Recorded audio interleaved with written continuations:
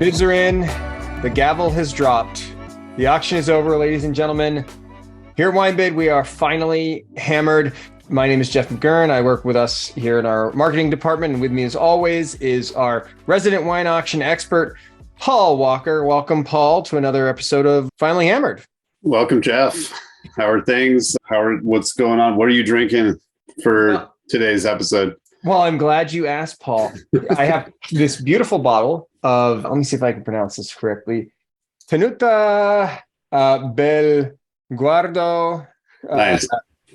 A nice Super Tuscan. It's 90% Cabernet Sauvignon, 10% Cabernet Franc. Cool. And it's 2013, drinking fantastically right now. I'm quite enjoying it. What are you drinking? I'm drinking, and I need to actually ask your assistance on pronunciation this time.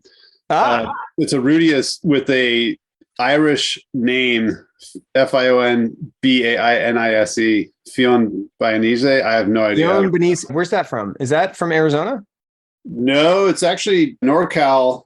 It's a GSM. So 75% Grenache, 23% Mourvedre, 2% Syrah. So this label Rudius is from winemaker Jeff Ames, and he actually used to work at WineBid a long time ago. He must be very intelligent. With a name like that, a name like Jeff.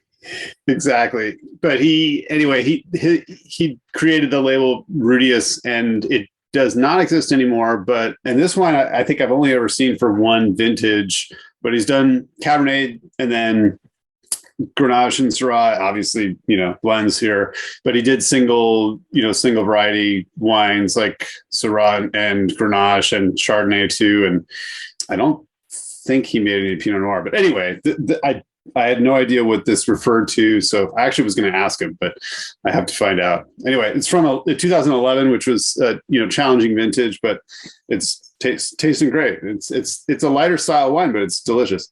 I'm not as good with the Irish pronunciations. I did take 7 years of German in high school and in college. So when we get to the German pronunciations, then that can help today, right? With all the new Riesling. We got a lot of new Riesling. And speaking about all the stuff we got in auction, first, let's start with the auction recap. This is WineBid's podcast. We're, I think, the only podcast out there dedicated to finding great value in wine. Or not so great value. Or not so great value in wine. It depends on the wine. A lot of people found great value this week. We had a lot of bottles that had a good amount of bids. What I thought was super interesting is there was a lot of action on Chardonnay this week.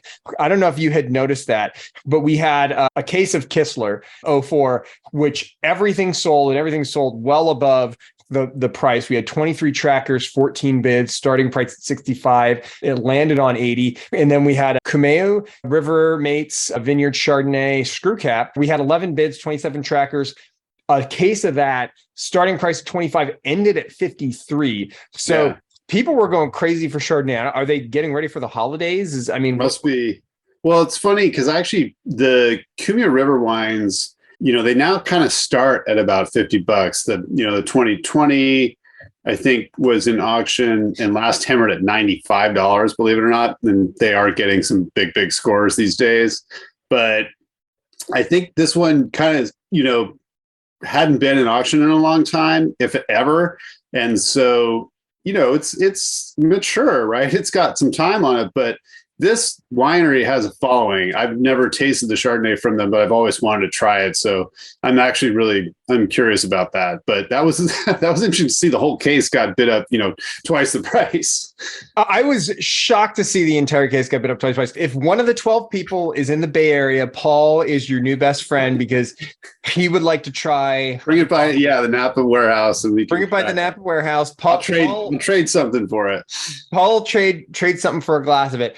The other really interesting thing I saw, I don't know if this is a self-fulfilling prophecy, but this is one that I had pointed out, 2013 Ridge Estate Merlot. Yeah. We had a long conversation about this.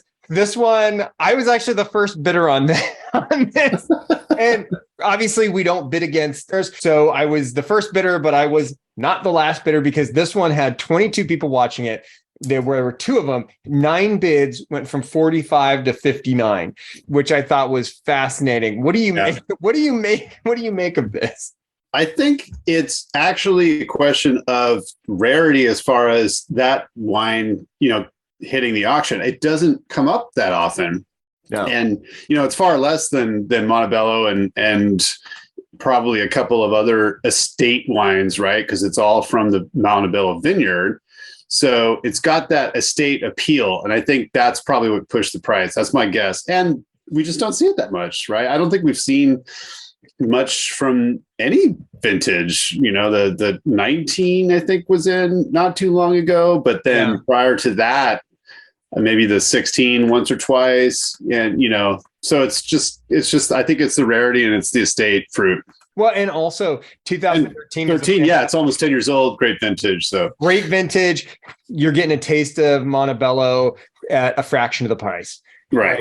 Back to Chardonnay, we have an entire case of Farniente. Farniente, I know. It's kind of like the perennial. It's like the pre or post cake bread, phase or when those wines were all before Rombauer took over. It's kind of like in that. I don't want to put it in the same camp, but that's what I'm doing. It's in the same camp.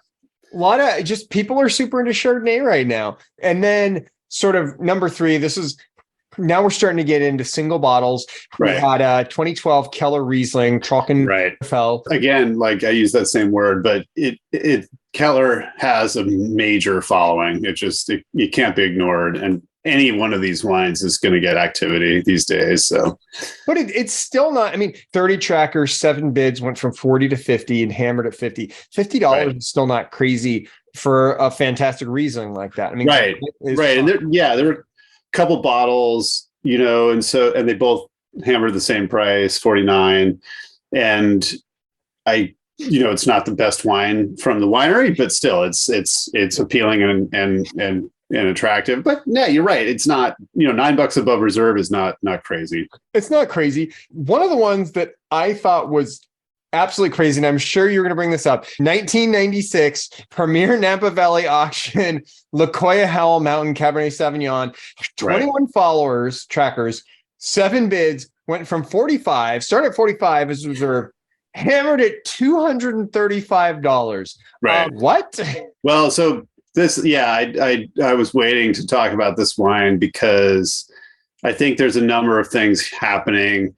First of all, Premier Napa is a great event. Napa Valley Vintners puts it on, and they raise money for charity, and it's a great big deal, and it's turned into a huge event over the years. But back then, the wines weren't nearly as expensive at this particular auction event than they are now, and I think it was quite underpriced, especially for mid-90s Lacoya, because you're still getting basically, you're getting sort of a special selection from one of the vineyard parcels.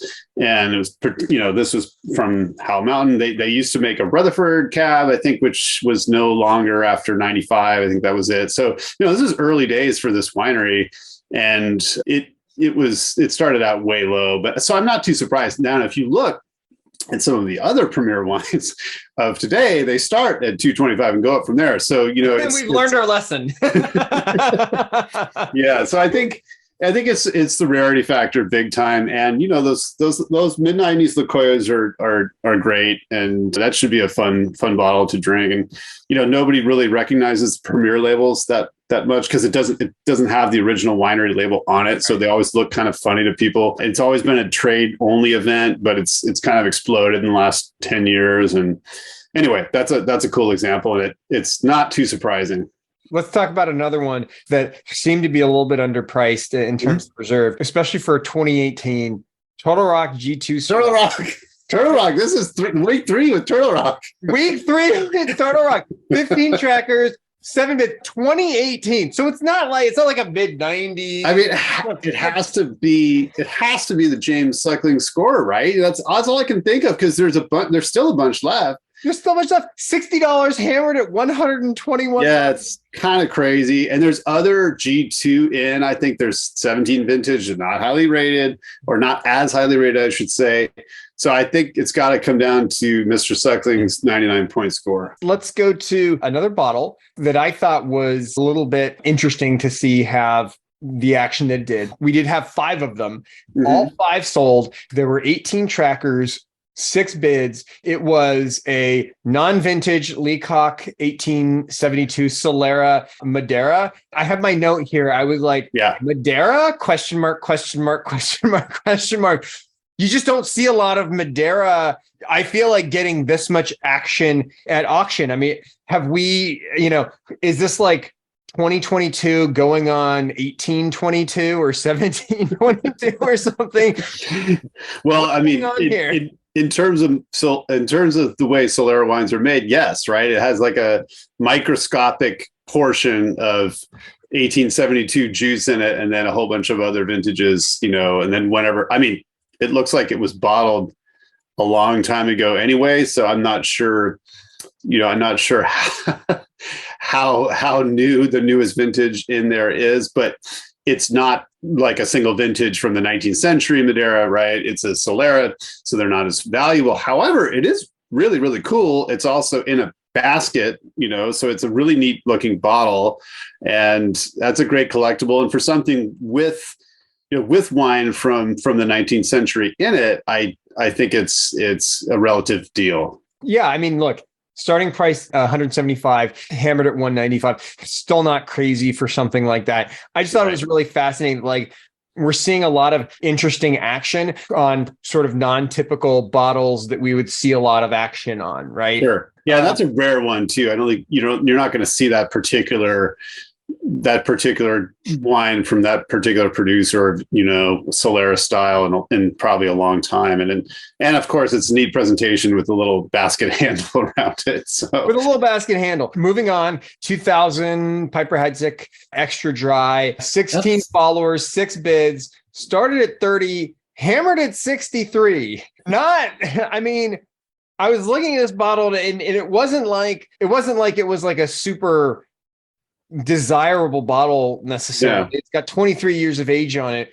This one I thought was a little bit interesting. Maybe there's some people who want a bottle of 2000 for New Year's Eve coming up. I think so. I think it's one of those kind of, designated labels that was only made one time. And so it is kind of collectible in that sense. I don't know. It's not going to be probably any better than their red label current release, but it's a fun bottle to have.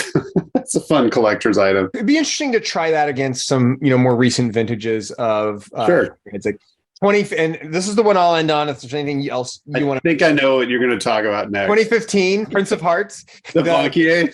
Yeah. 23 trackers, 5 bids. Started at $15. $15. Well, I would have bid. I like Blanquier. Like that. I don't think they even would produce a bottle of water for $15. I think I had. What did I have there? Rive Droit. Oh yeah, Red Bank. Yeah, the Rive Droit. Yeah. Which was amazing. But this one hammered at 62. I looked at this and I was like, wait, yeah, that something 15.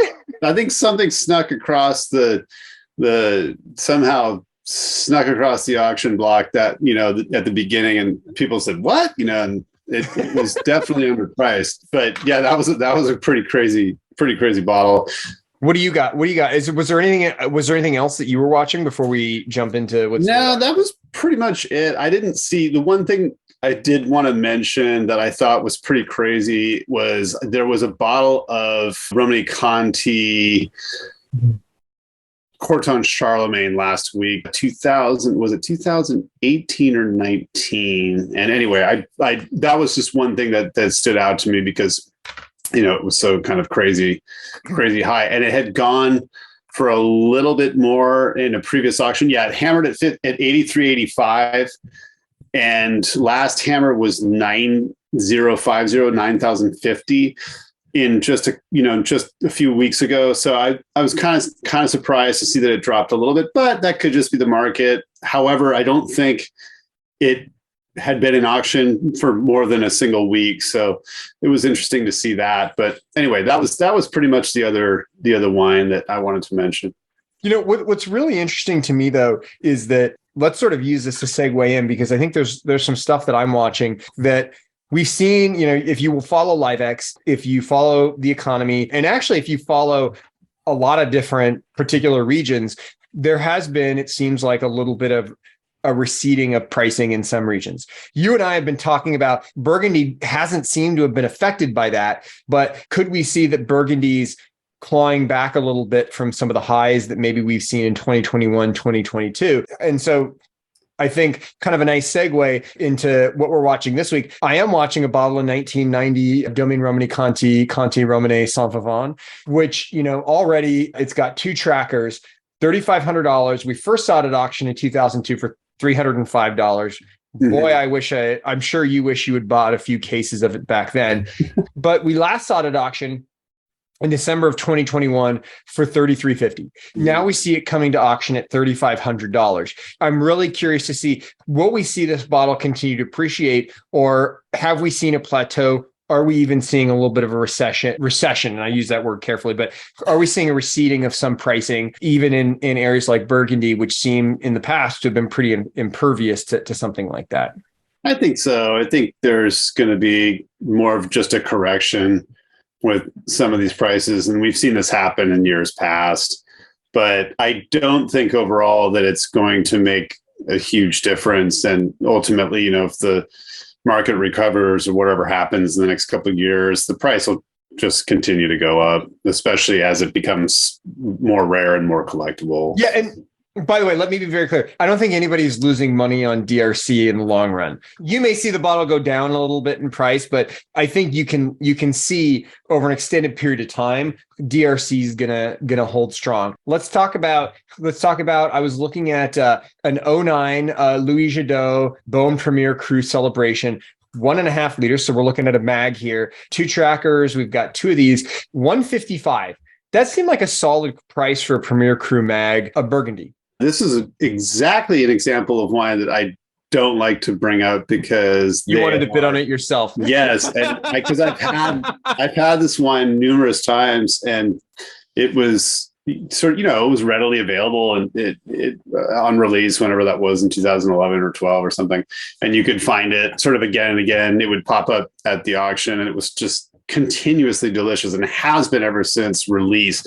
And then to find it in Magnum is really, really cool. I don't think it's overpriced. I don't think it's, it's crazy. I don't think it's going to go up, anything insane, because it's a Beaume Premier Cru, from Jadot. And so it's a big, they're a big label. They have some amazing vineyards, and they make some amazing wines, and then they make some that aren't as amazing, but this is really, really good stuff. And I think that's a smoking deal at $155. And that's an awesome sort of holiday bottle to bring to a party or to a dinner, because it's a kind of a crowd pleaser. It's delicious.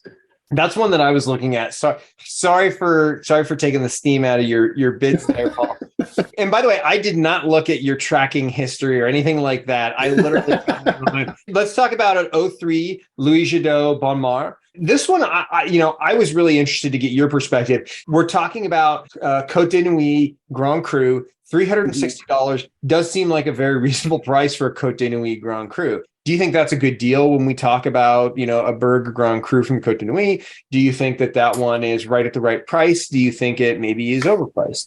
No, I don't think it's overpriced. I think it's, it comes with a couple of I'm not going to call them caveats, but it comes with tricky vintage. 03 was super, super hot. So a lot of the wines are really bright. The whites, a lot of white Burgundies from 03 are not great, but the reds are controversial. Let's just say scores are all over the map for some of them. I don't know if there's been a retrospective tasting by any of the leading critics. I know, if you look at sort of Berghound versus Wine Advocate, they're greatly different scores, but who knows? Maybe that's, it's not too on style versus whoever was rating the Burgundies and, on the release of this wine. So I think it's kind of in line with this producer and this vintage. Other Bon Mar is going to be more expensive. We're not talking about, say Dujac or something. So it's not going to be in that realm, even for this vintage. So I think it's kind of right in line. Do you mind if I bring up one more Jadot wine, please, before we move on to something else? Yeah, please. Yeah. So there's a bottle of 2017, which is very, very cool because there are only two producers of this wine in Burgundy. It's a parcel of the Chevalier Montrachet vineyard that Latour and Bolchadeau make, and this is actually the wine that got me into Burgundy in the first place. So it's always exciting to see these come up at auction. I haven't tasted the 17. I haven't tasted too many vintages of this since I tasted that one bottle way back when in 1998, I think it was. That was kind of a trajectory into, a Burgundian tailspin. But always fun to see this. And, it's at $385 and it's expensive. Chevalier Montrachet is expensive from whomever. So it's not surprising, but it's just incredible stuff. I think Burgundian tailspin may be the understatement of the year when it relates to your wine drinking. That's right. It's almost the 31st and Paul's already made the understatement of the year. I also was taking a look at a 2010 Bouchard Le Corton, 4 trackers, 125. Okay, yes, Corton is, it's rather large in the Côte de Beaune. It's a big producer. I think I've heard they produce something like 25 to 30% of all of the Grand Cru Burgundy. But 125 just seemed like a phenomenal price given the tasting notes I'm reading about the bottle, especially when we talk about Grand Cru. And I know they produce a lot, but 125 for Grand Cru Berg seems pretty phenomenal to me. Yeah, and there's like kind of a cool collection of Bouchard wines that popped up new this week. And obviously that was one of them. The other, it's funny because I meant, let's see, what you said, what vintage is this Bouchard? I was looking at 2010. 05. It's 2010. Okay. Yeah. So yeah, there's a number of different wines, and it's a excellent vintage and great source, and I think that's really cool. The other one that I flagged was the 2005, the Permer Bone wine that they make, the Vigne de l'Enfant Jesus. There's half bottles of the 05 for $85, and I thought that was cool. I always like half bottles because they're collectible and more rare. And so that was another one that I flagged, and it's from a phenomenal vintage as well. So yeah, those are both interesting picks this week. Sticking in Corton, Domaine de Montelay, Corton Charlemagne, a 2015 mag. I saw that. $270. I mean, I may bid on that myself. Yeah, that's a killer bottle. That's a great bottle, and it's not overpriced, I don't think, especially for the quality level. Corton Charlemagne from de Monty seems to be less expensive than a lot of its sort of counterparts in this area. So I thought that stood out to me for sure. 2014 Bruno Claire Moret Saint Denis. On Le Rue Veuge Blanc. That one, 10 trackers, $50. $50. I mean, I see why there are 10 people tracking that. I think I might make it 11, but that one looked like a really strong price to me for that bottle.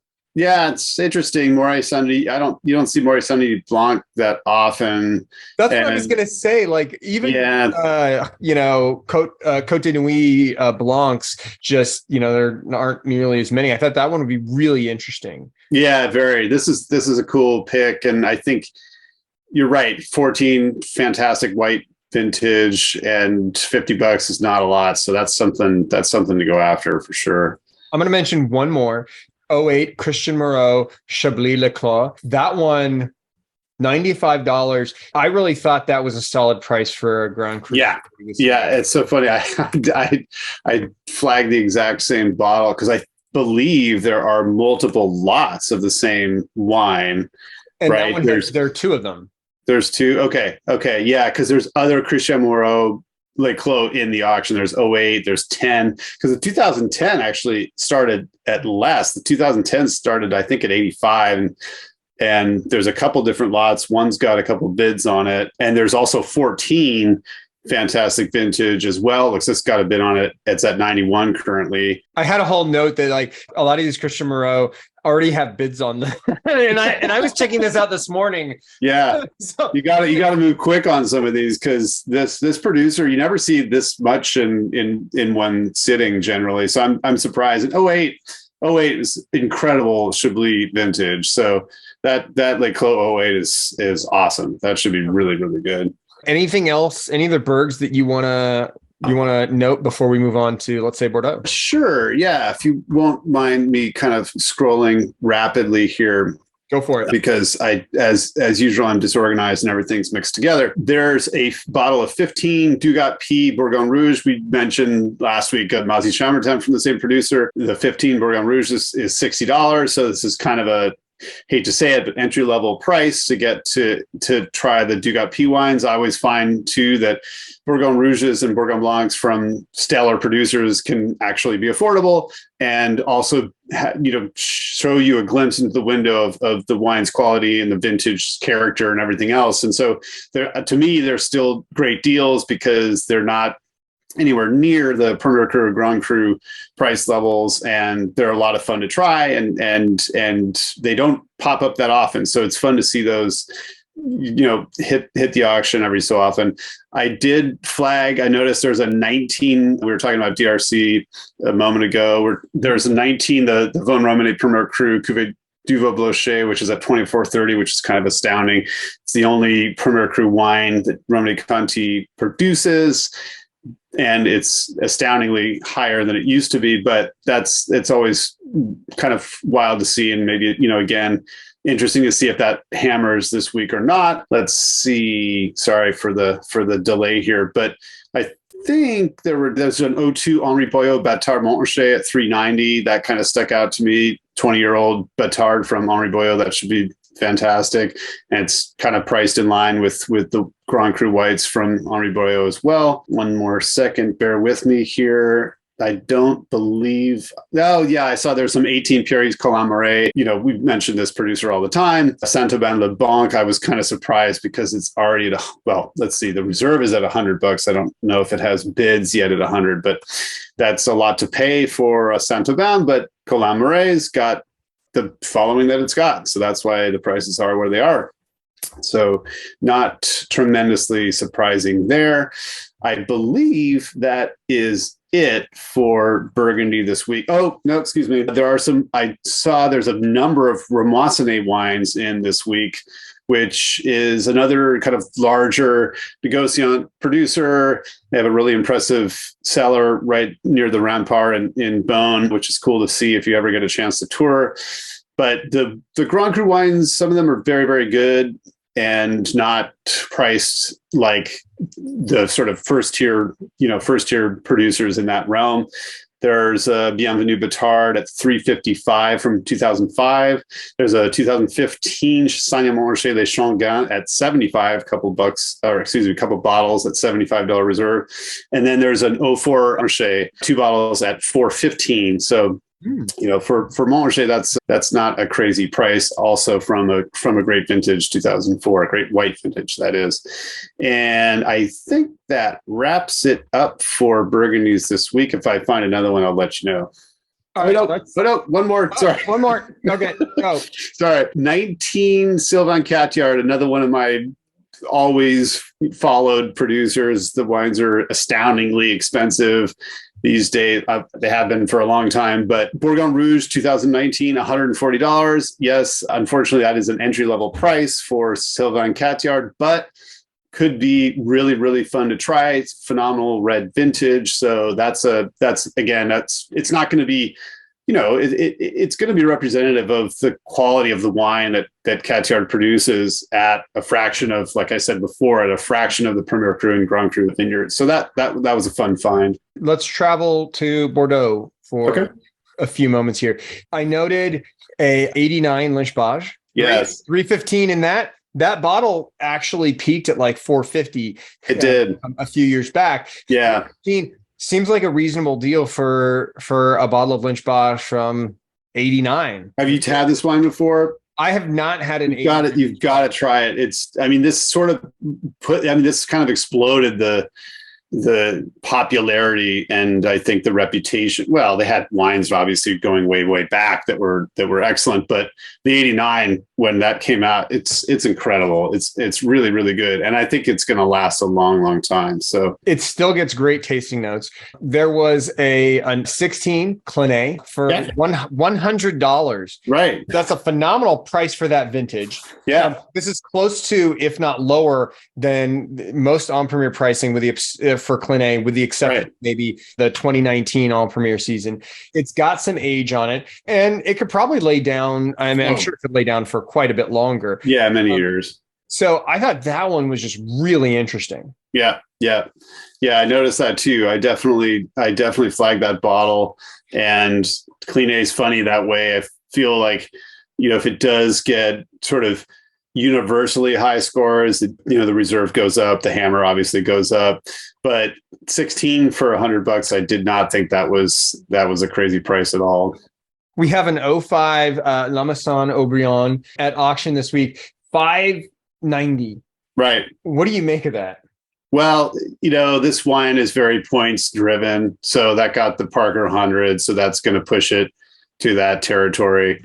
I think we had a big laugh, I think, a couple of weeks ago about the Aubryon Blanc and the La Mission Aubryon Blanc, and I think the 14 was like $630 or something. Like way more. Yeah, it was at least twice, if not three times, the price of the red, and that's purely rarity, and it's rarity, I guess. I'm sure it got great scores too, but when a red producer like La Mission gets 100 points, it's going to be 350, 450, 550 and up. See, to me, I compare that to like the one that I was watching, 2010. I have to bring this up. 2010 Grand La Rose, 27 trackers, second growth Bordeaux, 13 years on it, $80. Right. Yeah, Grand La Rose, it continues to be a great value. We should probably stop talking about it so that it continues to be a really good value. I'm just shocked that week after week, like sub $100 second growth. Yeah. Right. Yeah. Phenomenal wine. I love Grand La Rose. It's always outstanding for me. And it's just so reasonably priced when you stack it up against the other second growth. And I think it's just good in my opinion. It is. Yeah, no, that I noticed. There's some other vintages available. There's maybe some 2000 as well, and some other vintages that came up this week. But yeah, it continues to be an excellent value. And we always talk about Léo Lascasse, and I tagged the 2000 and the 05, but both received 100-point scores. How much? So the 2000 Lascasse is at 330 and the 05 is at 235, which I don't think is terrible for the 05. I think that vintage, will be interesting to see how it pans out after, another 5-10 years, but not surprising for those kinds of scores. From my perspective, I think, my expectation is a lot of these second growths, just standard, you're going to see 150 to 200. Right. You're going to, give or take a little bit. And when they get 100-point scores, they can travel up into $300, $400, $500 range. But to see second growths at sub $100, and I feel like I'm back in like the 2000s, right? I feel like you just don't see that much for second growth Bordeaux. 1995 Malascott Saint-Exupéry. I thought of you when I saw this bottle. I figured you'd probably bring it up, so I didn't flag it. But yeah, $65. Have you tasted this wine? Have you had this wine? Because I haven't tried most of these since release. I really don't know how it's doing. So I have not tried the 95. However, looking at the tasting notes, they've been very kind to it. The most recent tasting notes are giving it a lot of love. And this is one of those producers that, like Grand La Rose, I think this is one that is consistently a phenomenal value for the quality of the wine that they produce. Right. Even today, $65 is probably, I think I bought some 18s at Costco for just under $60. And this one at a 1995 has decades of age on it. Yeah. Right? And is still kicking. And then the last Bordeaux I'll bring up before I'll throw it over to you, 94 Chateau Raymond Lafon. This one was a 375, 94. So 28 years of age on it. $25. Yeah. That's a great deal for sure. That's a score. Because that's phenomenal. I will, if nobody here buys that, I am going to buy that bottle because that's a phenomenal. And Age 28-year-old Sauterne is Yeah, it looks great. awesome. Like it's got some deepening color to it. So it's definitely getting some mature sort of, well, at least color wise, it's looking, I haven't tasted this wine if ever, but it's looking good. That's a deal. That's a great dessert wine to bring to a Christmas party. You know what? Hold on a second. I'm going to argue that wine will go with way more than just dessert. That wine. Oh yes, back to the Decem. Back to the Decem experience. that wine, I believe that wine's going to go with a lot of appetizers. Oh, for sure. It's going to go with Thai food. It'll go with like Mexican. Yeah. I mean, I think Sauterne is one of those, for me anyway, like it pairs with a lot of stuff. I really love Sauterne with a lot of stuff. Yeah, it does. And that's a good deal. Those things pop up from time to time, and that's a great deal. So let's move into unless you've got a couple more. Let's move into some other. There's a couple other Bordeaux I thought that were worth mentioning. We talked about Clean A. There's a 2010 Brain Cantenac at 100. Yeah, I like Brain Cantenac. Yeah, which stuck out because I haven't seen that in a while. There's an 09 D'Armagnac for 75.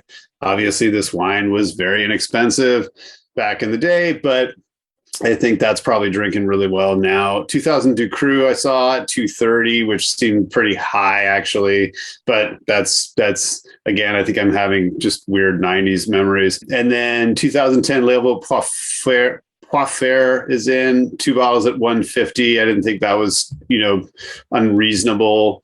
Talked about Adon Lynchbage. 83 and 90 Margaux popped in, and I had to flag those because those are two of the best wines I've ever tasted from Bordeaux. So, and it's always great to see bottles in great shape. So those are cool. I mean, 83 is at 590. That's one of the best wines. It blows away some of the 82 First Gross, in my opinion. And it's not nearly as expensive because 83 is, overshadowed by 82, but 83 Margaux is, I would say, almost universally agreed upon to be better than the 82 Margaux. It's really, really good. And then there's the 90, which is just off the charts good. 95 Montrose at 150. I didn't think that was crazy because Montrose is it's kind of up and down score driven. So let's say, and I think it was underrated. Parker gave it 93. I don't know if it's been re-rated or not, but 150 isn't bad. Montrose is awesome stuff. It's really, really good. And then there's 88 Mouton, which I think when it was released, the Spectator gave it 100 points. I don't know why I remember that, but it just sticks out because I remember the Keith Haring label, or I don't know what it was. But anyway, 370 for the 88 Mouton. And I don't think that's far, far less than say 82 or 86 Mouton. You're going to pay more money for Mouton on Premier today. Yeah, exactly. So even in 2020, when I bought 2019 on Premier, I was paying more money for Mouton, and that was like the lowest prices in forever. I think it was like $395 for Mouton. Yeah. It's less than $395. It seems underpriced to me, even if that's what it's been hammering for. It still seems low. It just seems low for that wine and that vintage. There are some great 88s actually. Again, it was kind of overshadowed, depending on where in Bordeaux, by 89 or 90. So, and I think there was 2000 Côte d'Estournel, Coste d'Estournel, for those who are worried about the S's in that producer's name. It's at 200, which is not cheap, but that's kind of expected for a 2000 vintage. And I think that about wraps it up for Bordeaux for me. Let's talk about a couple of other French wines. Sure. 99 Gugal Côte Rôtie La Landon, 590. And I want to get your take on this because this is a bottle that's been up and down. 2003 it was 420. 2007 it was up to 655. 2021 it was down to 465. Now we're seeing it at 590. Where do you think this one's going to land? Well, didn't we talk about the Gugal Lalas last week? I'm thinking it was last week that there was Le Turc. I think there was a 95 Le Turc and there was another vintage of La Landon. I can't really remember, but in any event, it's kind of right where it's been selling. I'm not too surprised. Those wines always get, massive scores, and they always seem to kind of be in that range. So I think it'll hammer for that. While we're in the 90s, 98, Domaine de la Jeunesse, Chateauneuf de Pape, Cuvée Chopin. This one, 7 trackers. We've got 2 of them, $70. That seems like a really solid price for a CDP with that much age on it. Granted, maybe it's out of its drinking window right now, but for $70, I don't know. That seems pretty reasonable to me. Tell me the producer again. My browsers are Domaine de la Jeunesse. Oh, Jeunesse, yeah. Jeunesse. And what vintage? 1998. 98 Jeunesse. Yeah, that's a smoking Chateauneuf vintage. 98 is such a great run. I think that's cheap. $70 is cheap. I think that was a solid price for that. And then it is, well, one of them, I noticed there's one bottle that's in passive storage. So that's always a little bit, kind of take a risk there. But there's another bottle that looks like it was removed from a professional storage facility. So I'd probably opt for that one. But yeah, that's a good deal. And then if anybody is looking for a Christmas present for Paul, there is a 1994 to 2011 Chateau Rayas Chateauneuf de Pape Reserve 18 bottle vertical in its wood case for a mere $60,000. Yeah, exactly. We love to talk about anything from Mr. Renault because the wines are just astoundingly out of the stratosphere expensive. And this, I saw that just a few minutes ago. I was like, oh man, that is wild. That's also a France Direct item, which means it's coming from a cellar somewhere in Europe, which is pretty cool. So yeah, that's just something else. If you see something giant and wrapped and you knock on the wrapping and it sounds like a wood case, Paul. I'm going to assume it's Meiomi Pinot Noir.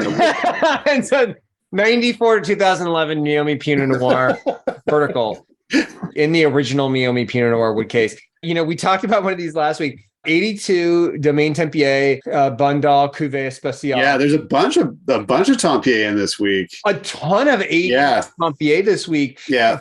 This one, we have 3 of them. 190 seems very reasonable to me for the amount of age. I mean, you got 40 years on that Tempier. I'll bet you that stuff is still kicking and outstanding. Oh, yeah, for sure. Yeah, And again, that's our John Malkovich wine right there. I did want to mention before we get away from the Rhone real quick, or Rayas, I should say, there's a couple different lots that popped up also of the Fonsalette in this week. And I noticed that there's an 83 at 175, which seems suspiciously low. It's only got one bid on it right now.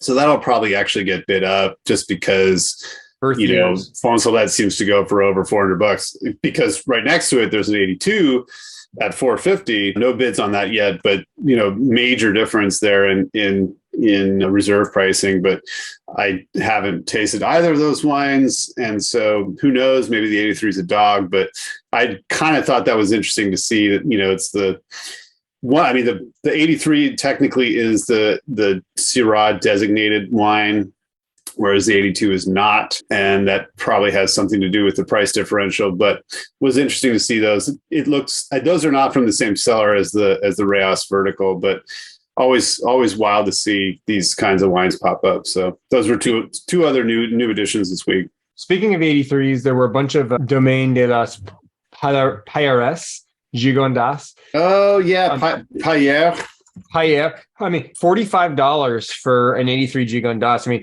that to me seems like a perfect birth year purchase heading into 2023. Oh, Palier. Excuse me. It's Palier. Yeah. No, that was cool. There was a series of older Rhone wines, and I'm wondering if these Gigondas wines are from the same cellar as the Fonsalette too, because I could probably look that up real quick. But yeah, that's interesting. And yeah, to try something from, a birth year wine that's not at all expensive. And I'm sure it's probably doing fine.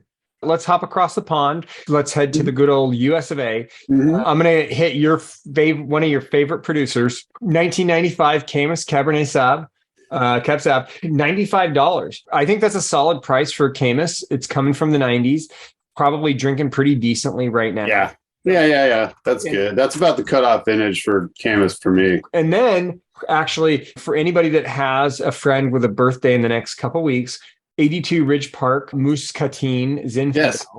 We've got 5 of them, $35. So yeah, interestingly, I flagged those as well because the thing that I thought was interesting was that I had last week I was drinking the retro Petite Syrah from the same vineyard from Howell Mountain, and I noticed that these 82 labels are, they don't look like the normal Ridge labels, and which to me is kind of interesting. And so I think this almost looks like a corporate, like, because there's this weird, what is it, UPC Associates 1893 thing in the middle of it, and then it has Paul Draper, winemaker underneath it. So these are really interesting and probably super rare because they were maybe produced exclusively for some kind of organization or corporation or something. So those stuck out to me for sure. They've been getting a lot of action at auction. They're already bid up to, I think, $56. Yeah, I wouldn't be surprised if they went up, 10 bucks. Or maybe 100. And there's also 83. And the 83's got the standard label, but the 82s do not. Got the interesting label. There's a ton of Colcita Creek coming into auction this week. Right. One that I thought was super interesting. We had a 96 Silver Oak cab. It was a Magnum for $190. I thought that was a pretty good deal for Silver Oak, especially large format. And we have it seems like there were a number of large format Silver Oak coming into auction this week as well. Yeah, you're right. 96 for a mag for 190 does seem cheap. That's kind of funny. I mean, when I see Silver Oak at retail on the 750s, I mean, you're looking at spending. I don't think it's expensive, but I don't think it's cheap either. No. There was an 09 Cayuse Armada Syrah for 85. I thought we have 3 of those. I thought 85 was just a really solid price for this bottle. And there's a ton of Cayuse. Yeah, there's a bunch of it. I actually did flag one wine out of this whole list because it's brand new. There's a 2020 Cayuse Syrah, which literally just came out. I think it just shipped last week. And there was actually 2020 Bionic Frog in last week. And I think it sold. I can't be sure, but nope. Sorry. It's still in. Anyway, the 2020 just got released, so that's why I flagged that one. But yeah, no, there's a whole bunch of it. I feel like you could probably place bids on any number of lots and safely secure them at the reserve. And Cayuse still, to me, overall, it's most of those older vintages cost less than they do at the winery. So now, Paul, when you go to a nice restaurant, do you usually bring a wine and pay corkage? Because when you and I go out to dinner next and we're going to bring a bottle, we're going to pay the corkage fee, we're going to have them cork it. This is the bottle we're going to bring. 1990 Diamond Creek Gravelly Meadow. It's 12 liters. I saw this. That's so funny. I tagged the same bottle. I was like, oh, this thing is awesome. I'll pay your $30 corkage fee. Actually, I think I would need like a crane lift to get it on the table. Yeah, because liters in its. Well, yeah, we were talking about the 9 liter of Lake that was in a few. That 9 liters, nothing, Paul. It's a pittance compared to this. You need a case plus 3 liters, basically. Yeah, that's a crazy bottle. That is very, very cool. I would love to bring that to a Christmas party, or like you said, a restaurant for. Just bring it to a restaurant. Just our next dinner. Here's my advice: just ask them, "What's your corkage fee for a single bottle?" And the minute they tell you, record it. Like, take a video of that and lock it in, and just and then be like, "I'll be right back." And then you drop that 12 liter on the table and be like, "I'm only paying $30 for this because you didn't specify $7.50." Yeah, you didn't say any bottle under this $30. Okay, here you go. And it's, by the way, it's a mere $3,360, which actually is not crazy. No, it's no for that. Yeah, for that rare. That large, that rare format, that storied vineyard, that's a solid price. That's a solid price for that. I mean, this is what you do is you get a bunch of friends and just split it up, and then drink it at some big party. It'd be great because that's a lot of juice. That's a case and 3 liter. How much? Yeah, a case and and 4 bottles. That's plenty of wine. So I'm not sure you get a 90 Diamond Creek, a case of 90 Diamond case. No, yeah, it'd be really hard to source a full case of Diamond Creek. Yeah, 1990 Diamond Creek, exactly. And it's actually, because it's in a 12 liter, it's probably actually it actually probably is drinking really well right now. Oh yeah, yeah. Awesome vintage. I would be remiss if I did not bring up, I'm a cult follower of Chapelet. 81 Chapelet Cabernet Sauvignon for 120, 2016 Pritchard Hill for 210. Lots of Pritchard Hill coming into auction this week. Right. I always point out because you're paying less than you get if you're buying it from the winery in allocation. Right. Or even at retail.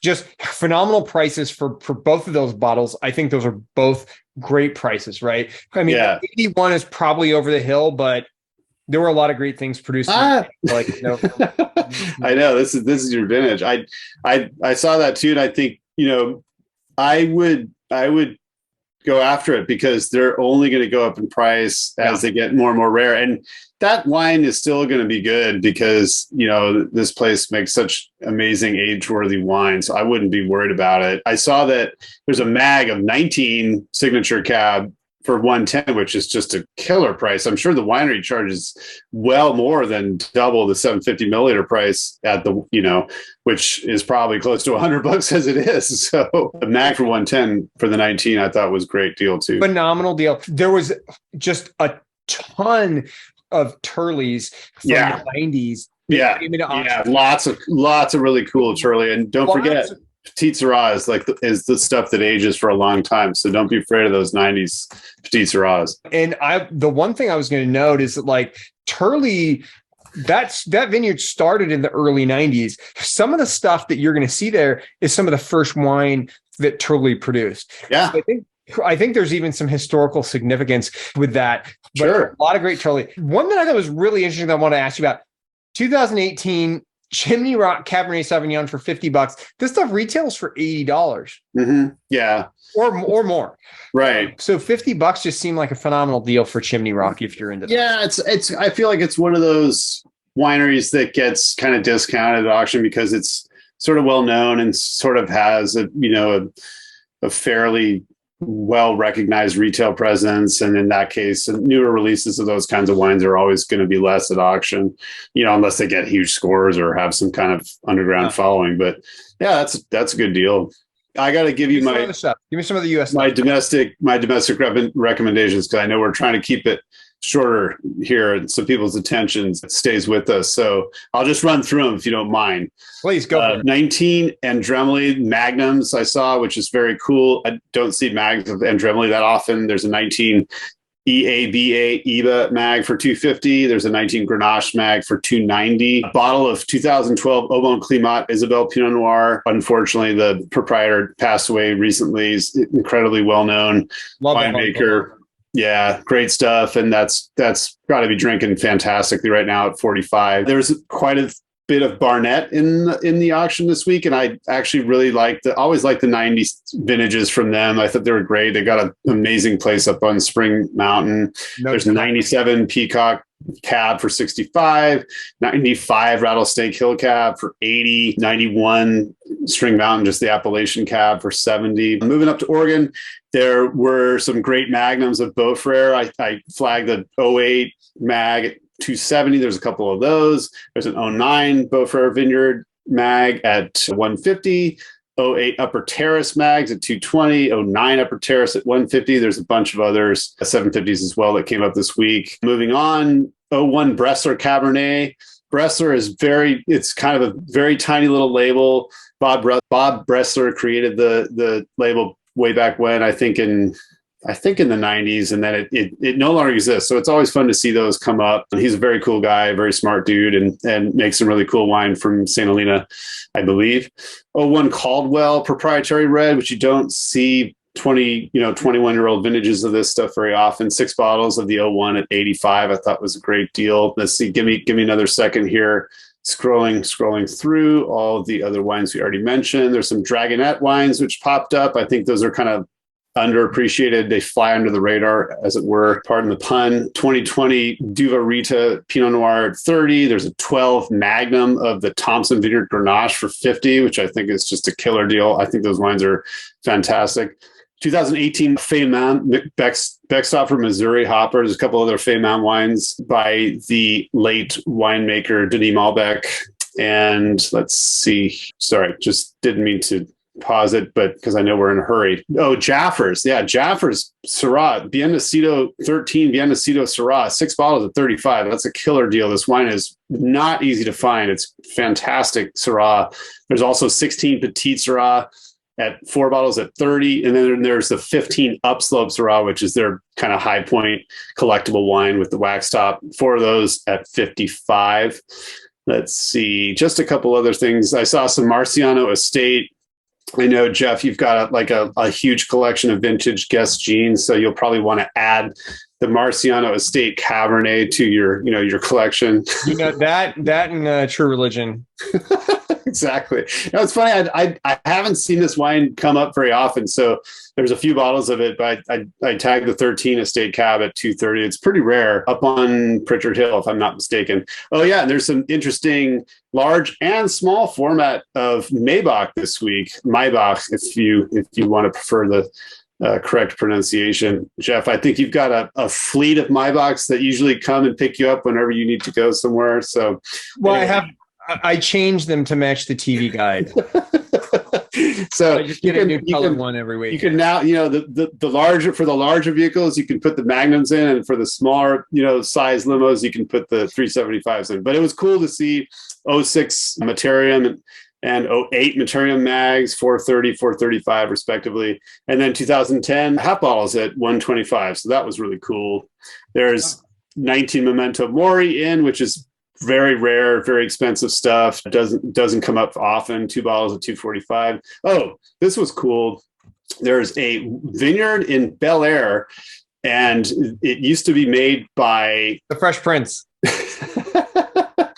No, it's really cool. It's up on the ridge, up from the freeway, and you can actually see it from the Getty Center. If you look just like straight across the valley, yeah, it's up there on the hillside. And they used to make, I don't know if anyone's making wine from there anymore, but there's a bottle of 99 Moraga Bel Air at 55. I thought that was really cool because you just never see it. And this is a great bottle, I think, to bring to a mystery tasting or something, because no one would ever get us. This is going to be on the next Master Sommelier certification. Exactly. Yeah, exactly.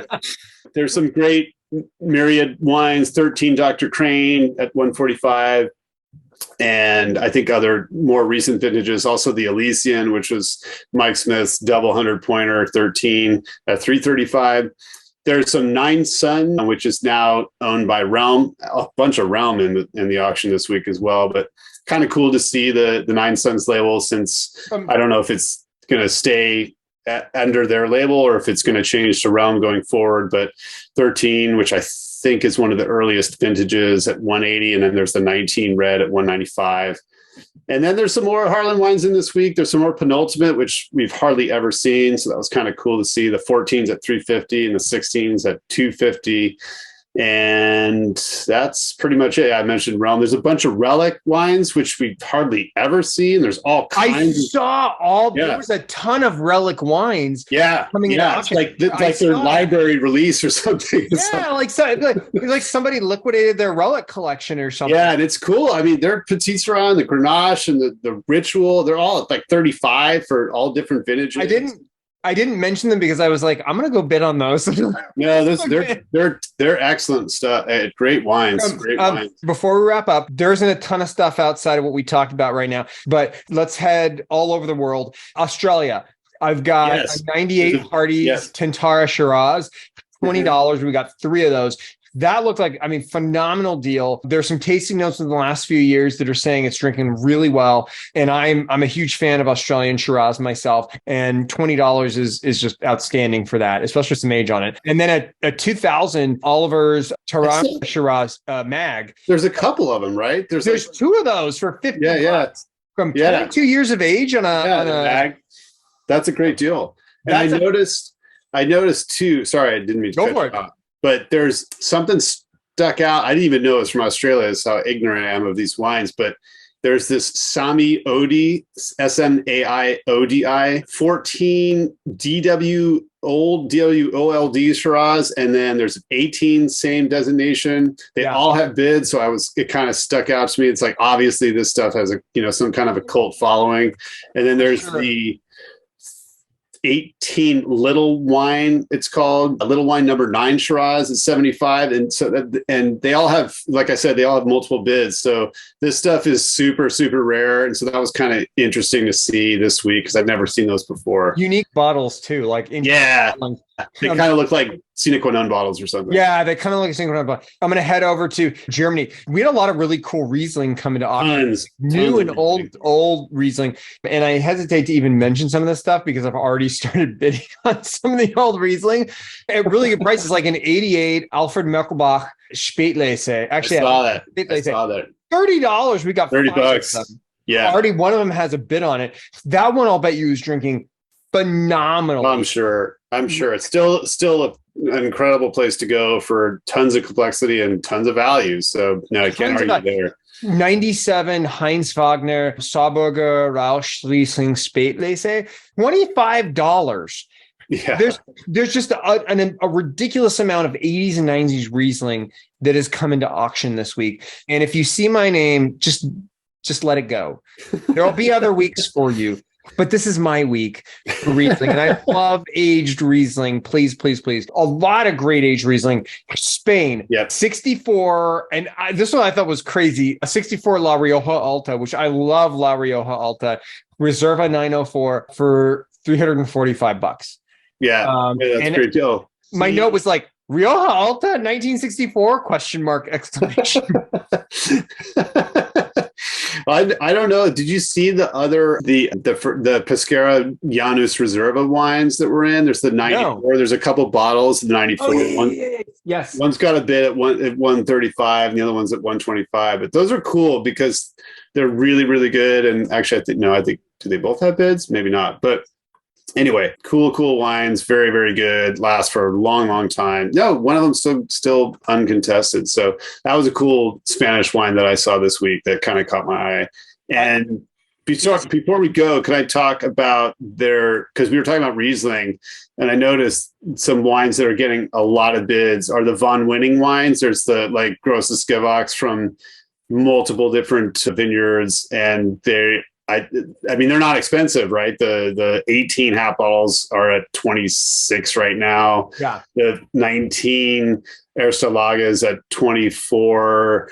So there's a lot of great value there. And then some of the GGs are not expensive either. So anyway, I thought there was a whole bunch of Von Winning, which we never seen. There's a phenomenal amount of amazing deals on Riesling this week. Yeah. Back to Spain really quickly. 2003 Rotlan Tarant 6-bottle lot wood case for $360 OWC. These bottles retail for well over $100. Yeah, that stuff's really expensive, and I don't know why. I mean, well, it's obviously I think they get some big scores. That's one of the reasons. I just thought $360 was a phenomenal deal for that. I actually was thinking about putting a bit of my own on that 6-bottle lot. And then the only thing that I'll mention before we wrap up. There's a ton of really well-priced port that came into auction. Yeah, that's true. I may or may not have bid on some of those, but I was like, seriously? Like a lot of really old stuff at really great prices. Yeah, no, that's true. There's, what is it? Quinta di Infantado, like the 03 is like $25 or something. I think I noticed a couple of those, and I was really surprised. Like, oh, those are great deals.